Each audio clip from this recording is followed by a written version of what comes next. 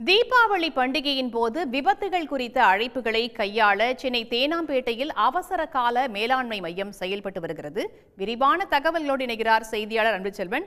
அன்புச்செல்வன், தற்போது அவசர கால மேலாண்மை மையத்தில் என்ன மாதிரியான செயல்பாடுகள் மேற்கொள்ளப்பட்டு வருகின்றன? தீபாவளி பண்டிகையை ஒட்டி 108 அவசரகால மேலாண்மை மையத்தில் சிறப்பு ஏற்பாடுகள் செய்யப்பட்டிருக்கிறது.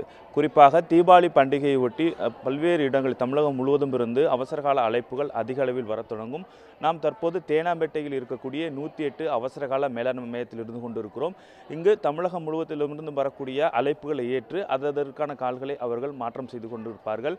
பொதுவாக 3 ஷிப்டுகளில் பணிபுரியக்கூடிய நிலையில் தற்போது இருக்கக்கூடிய தீபாவளி பண்டிகையை ஒட்டி மொத்தமாக 50 பேர் அந்த 3 ஷிப்டுகளுக்கும் கூடுதலாக 194 அழைப்புகளை ஏற்கொள்ளக்கூடிய வகையில் ஏற்பாடு என்பது தற்போது செய்யப்பட்டிருக்கிறது. வழக்கமாக வரக்கூடிய அழைப்புகள் என்பது 12,000 அழைப்புகள் ஒரு நாளைக்கு தினந்தோறும் வரும். ஆனால் பண்டிகை தினமாக இருக்கிறதும் அதுவும் தீபாவளி பண்டிகை ஒட்டி இருப்பதன் காரணமாக 20,000 அழைப்புகள் வருவதற்கான வாய்ப்புகள் இருக்கக்கூடிய ஒரு சூழ்நிலையில் அதற்கான ஏற்பாடுகள் செய்யப்பட்டிருக்கிறது. தமிழகம் முழுவதும் இருந்தும் தொடர்ந்து அழைப்புகள் வந்து கொண்டிருக்கின்றன. அதுவும் தீபாவளி பண்டிகை என்பதால் தீக்காயங்கள், சாலை விபத்துகள் தொடர்பான அழைப்புகள் வந்து அதிக அளவில் வரும். இதற்கான ஏற்பாடுகள் மட்டுமல்லாது குறிப்பாக ஆம்புலன்ஸ்கள் தயார் நிலையில் வைப்பதற்கான அறிவுறுத்தல்களும் அதற்கான ஏற்பாடுகளும் முன்பாகவே செய்யப்பட்டிருக்கின்றன. மேலும் இந்த அழைப்புகளை ஏற்கும் பொழுது என்ன மாதிரியான அழைப்புகள் போது அதிக அளவில் வந்து கொண்டிருக்கிறது, பொதுவாக வரக்கூடிய அழைப்புகள் எவ்வாறு எடுத்துக்கொள்ளப்படும், இன்று தீபாவளி பண்டிகையை ஒட்டியதற்கான வரக்கூடிய அழைப்புகள் குறித்தெல்லாம் இங்கே கேட்கலாம்.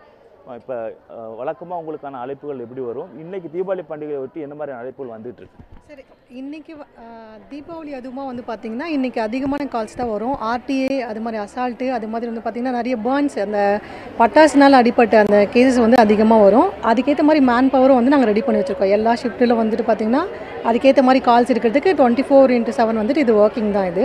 அதனால் எப்போவுமே வந்துட்டு பார்த்திங்கன்னா அந்த கால்ஸ் அதுக்கேற்ற மாதிரி எடுத்துகிட்டே இருப்பாங்க எப்போவுமே. இப்போ வழக்கமாக பார்த்தோம்னு வச்சுக்கோங்களேன், இப்போ கால்கள் வந்து இந்த டைமிங்குள்ளே ஒரு குறிப்பிட்ட கால்கள் வந்திருக்குல்ல, இப்போ எவ்வளோ அழைப்புகள் வந்துருக்கு? இப்போது நிறைய கால்ஸ் வந்துட்டுருக்கு சார். ஏன்னா தீபாவளி டைம்ன்றதால ஃபெஸ்டிவல் டைமில் மக்கள் அதிகமாக வந்துட்டு ரோட்டில் அந்த மாதிரி பர்ச்சேஸ் பண்ணுறதுக்காக போகிறாங்க இல்லையா, அது மாதிரி நிறைய ஆக்சிடென்ட், அதனால் ஆக்சிடென்ட் ஆகுது, அடிதடி சண்டை அது மாதிரிலாம் வருது. முக்கியமாக பேர்ன்ஸ், பட்டாசுனால வருது. அது மாதிரி அடிப்பட்ட கேஸுக்கெலாம் நம்ம உடனடியாக ஆம்புலன்ஸ் நம்ம அனுப்பிட்டே இருப்போம். நம்ம அவங்க கால் பண்ண உடனே 24x7 எப்போவுமே வந்து பார்த்திங்கன்னா ஆம்புலன்ஸ்க்காக உடனே கேட்டால் ஆம்புலன்ஸ் நாங்கள் அனுப்பிடுவோம்.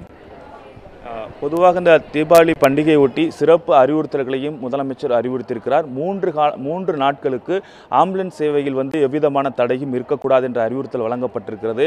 குறிப்பாக இதற்கு முன்பாக கிடைக்கப்பட்ட அனுபவங்களின் அடிப்படையில் ஆம்புலன்ஸ் வாகனங்கள் வந்து அங்கங்கே நிறுத்தி வைக்கப்பட்டிருக்கின்றன.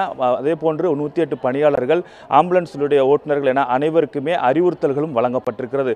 இது மட்டுமல்லாது சொல்லப்போனால் கீழ்ப்பாக்கத்தில் இருக்கக்கூடிய அரசு மருத்துவமனையில் பொதுவாக தீக்காயங்களுக்காக 75 படுக்கைகள் கொண்ட சிறப்பு வார்டு என்பது இயங்கிக் கொண்டிருக்கிறது.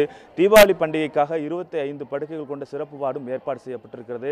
அவ்வாறாக தீபாவளி பண்டிகையை ஒட்டி எவ்விதமான விபத்துகள் ஏற்பட்டாலும் உடனடியாக தகவல் தெரிவிக்கக்கூடிய வகையிலும் அதற்கு தேவையான முன்னேற்பாடுகளும் அறிவுறுத்தப்பட்டிருக்கின்றன. ஆம்புலன்ஸ் சேவைகளிலும் எவ்விதமான தடையும் இருந்துவிடக்கூடாது, அதற்கான ஏற்பாடுகளும் செய்யப்பட்டிருப்பதும் குறிப்பிடத்தக்கது. உடனுக்குடன் செய்திகளை தெரிந்து கொள்ள சன் நியூஸ் பெல் ஐகானை கிளிக் பண்ணுங்க.